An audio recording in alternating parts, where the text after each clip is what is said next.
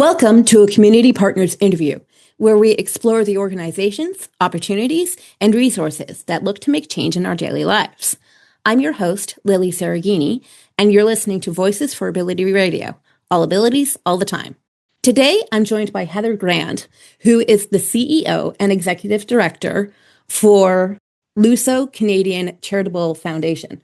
Luso is a charitable organization that provides a safe, supportive, and caring environment for individuals and families with physical and or developmental disabilities.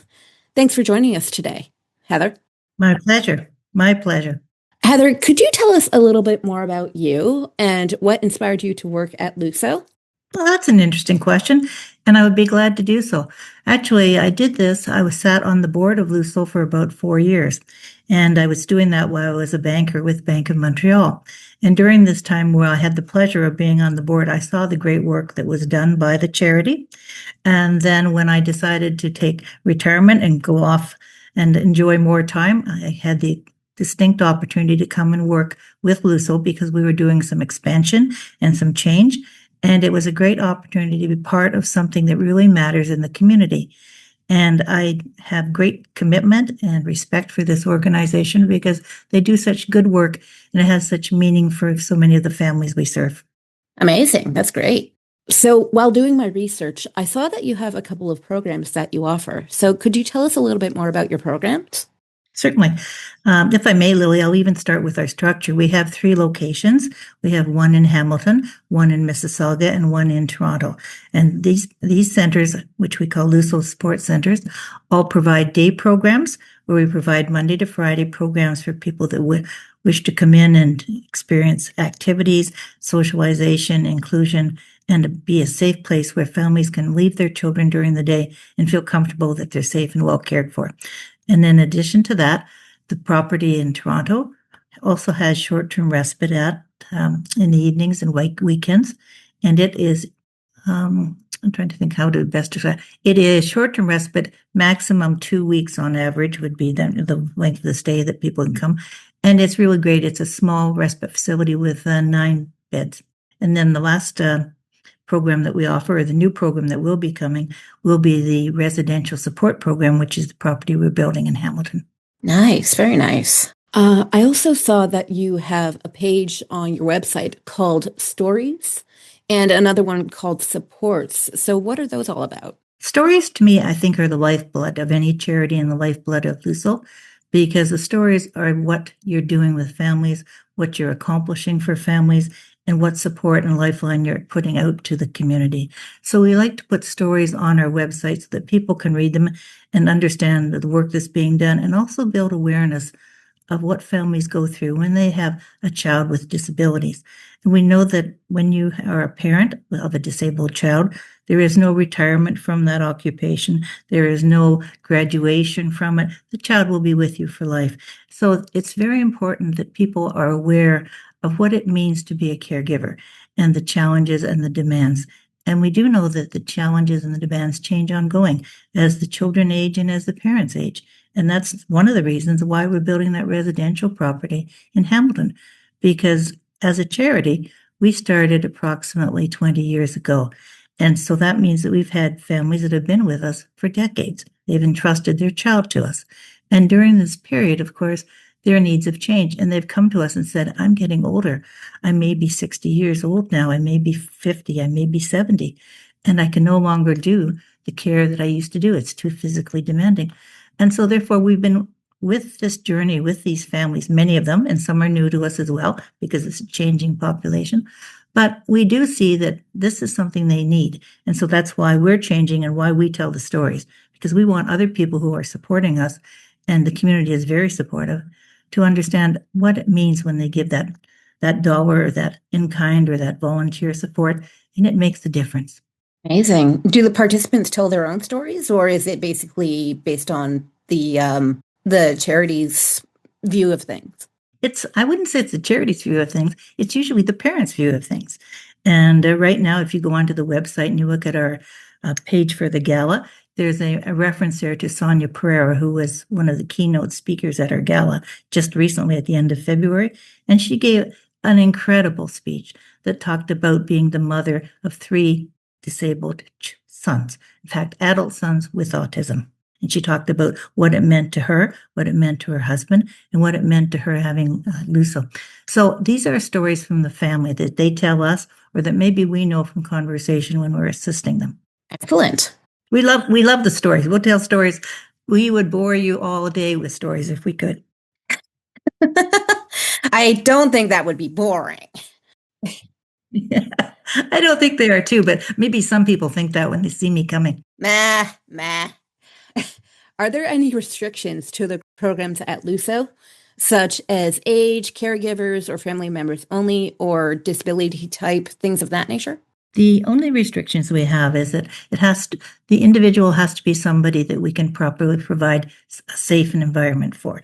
So if there is aggressive behaviors, we can't take that if it would mean risk to our other vulnerable participants. Many of our participants are in wheelchairs. They may require personal care. They may require feeding. Some are not even verbal. So therefore, we will not be able to bring in anyone who is a little bit more aggressive, because we can't take that risk. But we're open to all ethnicities, all ages, although we're not truly a senior center. But, we take children in that come in as they graduate out of school, and we've got other people that are in their 40s and 50s, 30s, etc. Nice. Without using any names, could you share a success story with me? What aids were put into place when somebody asked for help? Okay. I'll give you one of my favorites, and I have several, but here's one. So we had a mother that approached one of our centers, and she had a son who had some complex disabilities, but it was not insurmountable. And she had been looking for a placement for her son after he came out of school. And I think they had been at it for several months. Living in Toronto, so this is the population or the geographics.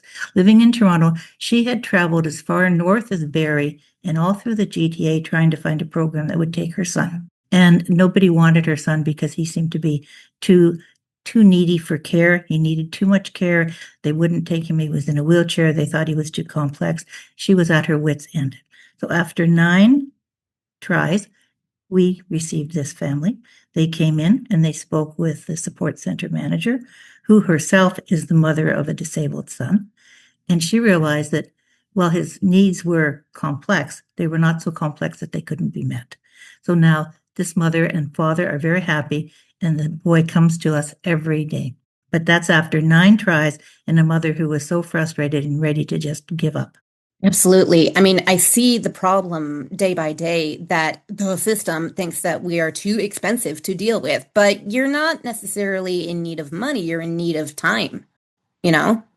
Uh, That's true.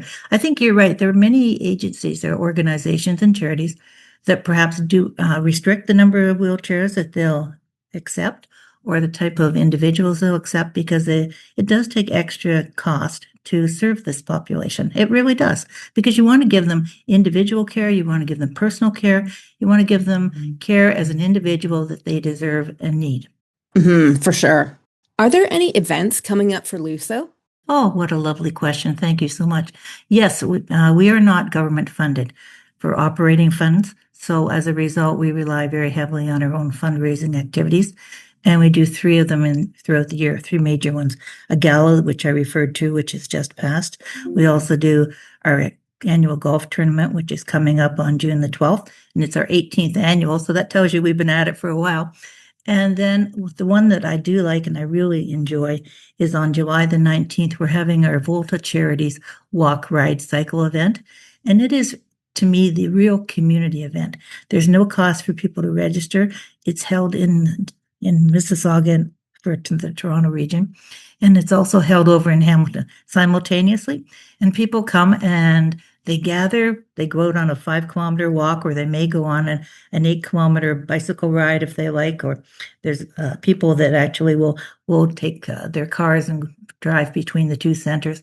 But it's a day where people come together, no cost, and we march and we walk down the streets or ride on the roads, and we celebrate the fact that people with disabilities add value. They have a contribution to make. And we are proud to serve that population. And we want people to know about it. We want people to understand that. And it's families, it's supporters come out. Last year, we had about 1,000 people at the two events combined. And those are great numbers. So it is a great number. So on July 19th, we welcome anyone that's interested to come out. If they'd like more information on it, we're asking people to save the date. The registration site isn't open yet, but it will be at info@lusoccs.org. So that's info@lusoccs.org is where you can go for more information. But it is a great one. And we have one other one, which is not a real fundraiser, but it's a great night, and it's coming up on April the 25th. And you may have seen it on our website, and it is called Celebration of Abilities. Did you see that one? No, actually, I think I missed that. Nope. Okay. Probably because good thing because it's sold out, but everybody wants to go to that one. This is one night when our participants in Toronto, they put on a show.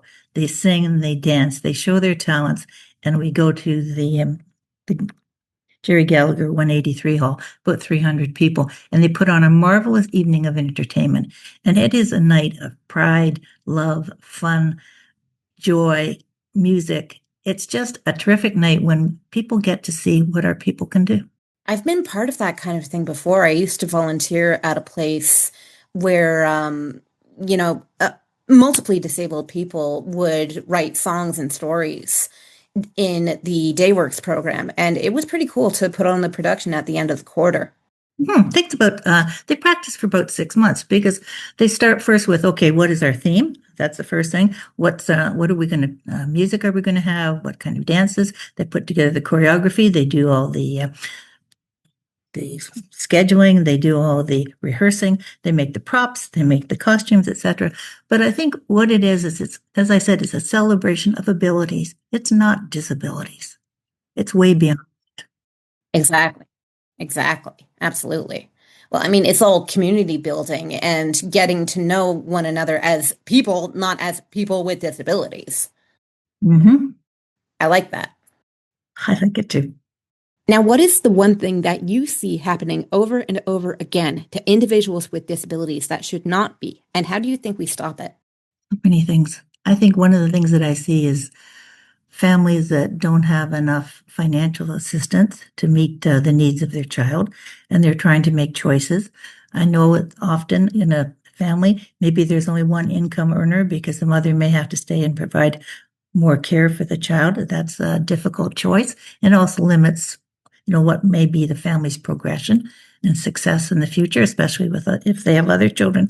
That sometimes the mother and the father are torn, or the mother and father are trying desperately to meet the needs of all their children. So I think financial assistance is one. I think another one is across the community at large, people are becoming much more accepting and much more understanding of the fact that we're all different. But there's still a ways to go in that as well. And I would like to see that more organizations would be more open to those that have deeper disabilities or are more needy. I don't like to see people turned aside because their quote wheelchair quota is met. Wheelchair quota. Oh my gosh, we're not cattle. Like I'm a part-time wheelchair user. I do have use of my legs, but I have a mobility disability for distance. And it like navigating through the built environment with a wheelchair is just an absolute nightmare because it wasn't built for us. And that's just yes. Absolutely. Absolutely. So and those are infrastructure issues as well. And so I think it's a very broad problem, and there are a lot of agencies and a lot of associations that are working to change this, and change sometimes comes very slow. But I think we have seen change, but more is still needed, and it will always be needed. Yeah, absolutely. The AODA needs to get in the saddle. You're past your due date there, buddy. Let's go. Yeah. If someone wanted to become a member or a volunteer with Luso, what's the process for doing that? We're actually just changing that. We're going to be setting up a new database so people can come in either on the web or give us a call and say, my name is so and so, and I have these talents, and I'd like to be a volunteer or add some value to your organization. Then we will take their information and then place them into the database and then start to look for, where it would be best suited. Because running so many large fundraiser events, we often need volunteers, and even having people who like to garden and come by and have the time to maybe weed my garden out in front here where my participants like to go out and sit by the fountain. That would be great too. So it's all kinds of skills that people may have that they wouldn't think, oh, I could volunteer and do that. There's a limitation or a restriction on people coming in and volunteering too much within the program because, again, of health and safety. What is the one thing that everybody needs to know about Luso? The one thing. They're tough. I think the one thing is that we have been here and done this for more than 20 years. And over the 20 years, through our own efforts, we have grown and expanded from one well-appointed modern center to 3 of them. And now we're continuing to grow and move forward and build residential supports. And that's because Luso listens to the family. Luso understands and tries to provide and offer what is most needed and be responsive and also be an advocate. Sweet. I love that word. That's my favorite A word, advocate. If listeners are looking for more information about Luso, how can they reach out to you? Okay. They can reach out to us through our website, and we have the 3 centers, and you can always write to info@lusoccs.org and say what you're interested in. And our telephone numbers are on the website as well. We're accessible. We're there. We have space in our day programs, a limited amount at all 3 centers. We do have our short-term respite, and a lot of families need that, and they haven't tried respite and taken a little break, and really they need to. So I welcome anybody to come in and talk to us about that if they're thinking that, they just need a weekend off. And we're excited about what we're building, and, we're happy to have people interested in what we're doing. Perfect. Well, thank you very much for coming in to talk with us today, Heather. Lillian, it was my pleasure. Thank you. Thank you. You've been listening to a Community Partners interview on Voices for Ability Radio. I'm your host, Lilly Cereghini. And remember, folks, stick together because we are all in this together.